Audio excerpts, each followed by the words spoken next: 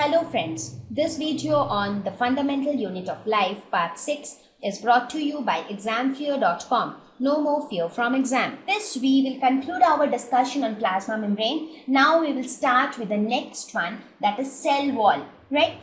As I mentioned in one of our previous slides, the cell wall is something which is again an outer covering, but it is present only in plant cells. It is not present in animal cells. And I mentioned before, right, that all the cells in different organisms, be it plants, animals, different types of animals, right? So the cells will generally have the same cell organelles. So more or less the cell organelles and the cell structure will remain the same, but there are certain differences between a plant cell and an animal cell.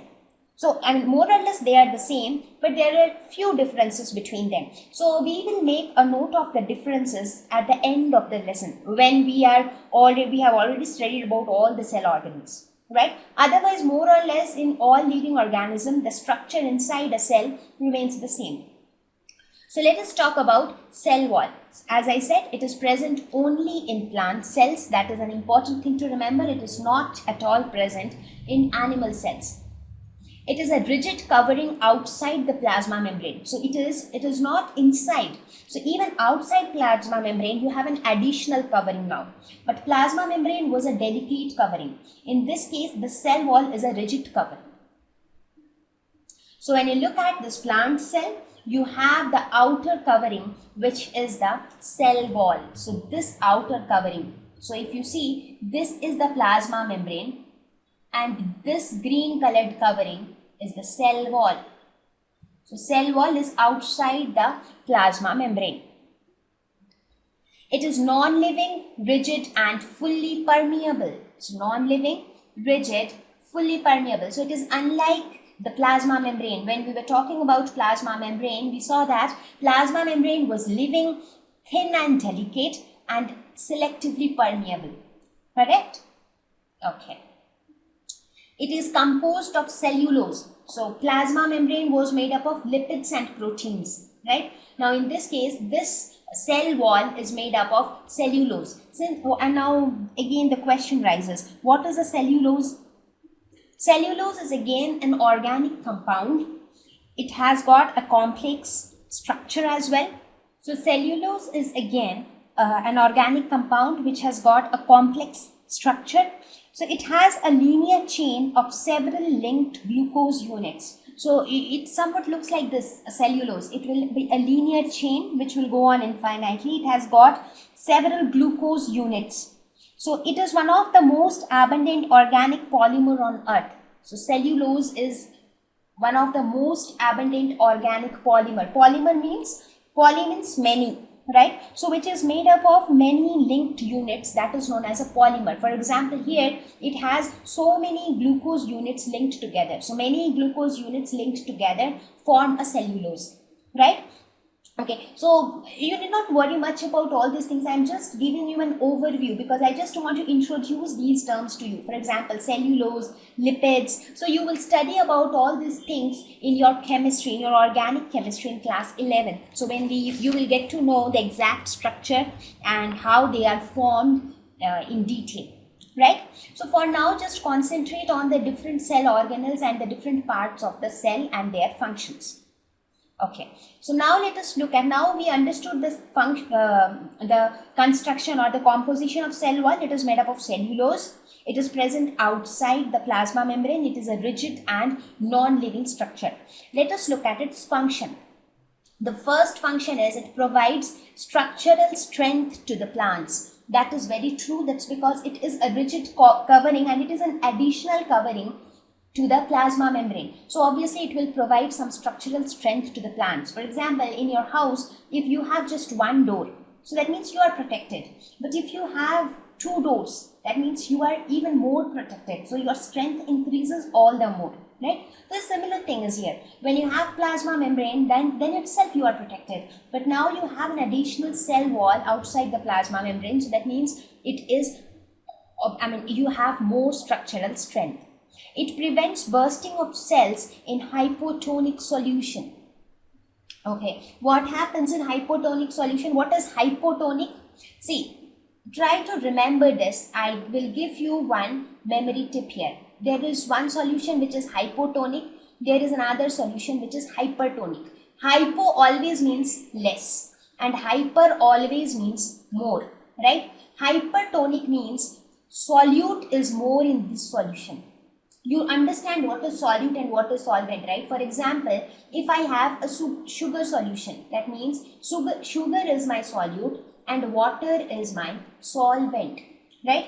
So in hypertonic solution, solute is more, and in hypotonic solution, solute is less.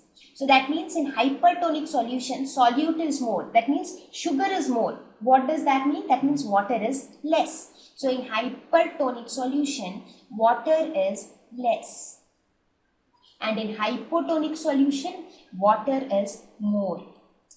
Correct? So please remember these terms in this way. Hypo means less. Less means more water concentration. Hyper means more. More means less water concentration, right? Please remember this. Here, sometimes people get confused that hypotonic, hypo means less. Then why is it the one with more water concentration? That because this hypo means less, that means less solute. So less solute means more solvent. That means more water, right? Okay, I hope I did not create confusion. I just wanted to clarify this confusion because many of the students I have seen that they get confused with this. Okay, fine. So now what happens in a hypotonic solution? Let us suppose if you put a plant cell inside a hypotonic solution. So hypotonic means, hypo means less. That means water concentration will be more. So that means the concentration of water is more here. So water will move from outside to inside. So what will happen? Water will move in this direction and the size of the cell will increase. Now if too much of water enters inside the cell, what will happen? The cell might burst. For example, when you put too much of water in a balloon, the balloon might burst, right? But in case of a plant cell, what happens? You have an additional cell wall. You have this plasma membrane which protects the cell, the yellow colored membrane. Outside that, you have the green colored membrane which is the cell wall. So what happens is, when water enters inside the cell swells. As a result, it exerts a pressure on the cell wall. So some pressure is exerted on the cell wall. As a result, cell wall also exerts a counter pressure. Correct? So as a result of this, the plant cell can withstand greater changes in surroundings than animal cells, because in this case, you have a rigid cell wall which can exert a counter pressure on the cell. So both the pressure will balance each other and the cell will not burst. But in case of an animal cell, but animal cell cannot withstand so much of pressure because you do not have that rigid cell wall outside. So in that case, if too much of water enters inside the animal cell, it will exert a pressure on the plasma membrane and it might burst. Right? So you understand the two important functions of the cell wall? Okay. So with this, let us look at a comparison between a cell wall and a cell membrane or a plasma membrane. So how both of these are different, because both of them are outer covering of a cell and both of them protect the cell. Let us look at the differences between the two. You are often asked such kind of questions in your exams.